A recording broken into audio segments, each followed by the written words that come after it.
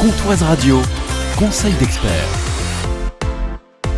Bonjour Stéphanie Beaupoil. Bonjour Jean-Pierre. De l'agence mutuelle de Poitiers à Luxeuil-les-Bains.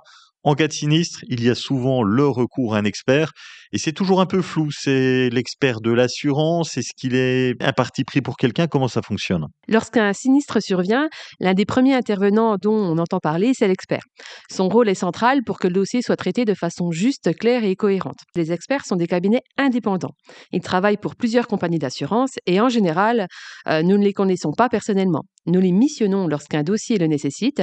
Ils réalisent leur travail, puis nous envoient leurs factures, chacun son métier. Le jour de l'expertise, que ce soit pour les assurances habitation ou automobile, la première étape de l'expert, ce n'est pas de se précipiter sur les dégâts. Avant de s'intéresser à la fuite d'eau ou à la tôle froissée, l'expert commence par vérifier que les déclarations du contrat sont exactes. Est-ce que j'ai le bon nombre de pièces dans mon contrat?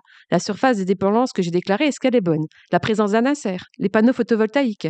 Bref, il vérifie qui est assuré et pourquoi.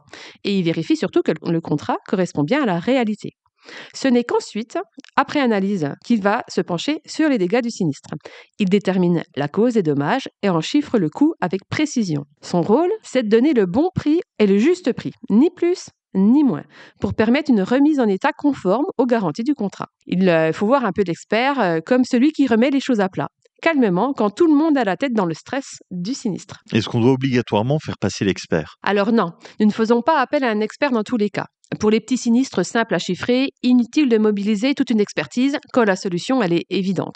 En revanche, lorsqu'un recours doit être présenté à l'encontre d'une compagnie adverse, là, oui, l'expertise devient incontournable. Le rapport permet d'établir clairement la réalité des faits et le montant exact des dommages qu'on doit réclamer à la compagnie adverse. C'est un document essentiel, celui qui permet d'argumenter sereinement. Le rôle de l'expert, beaucoup plus clair avec Stéphanie Beaupoil de l'agence mutuelle de Poitiers à Luxeuil.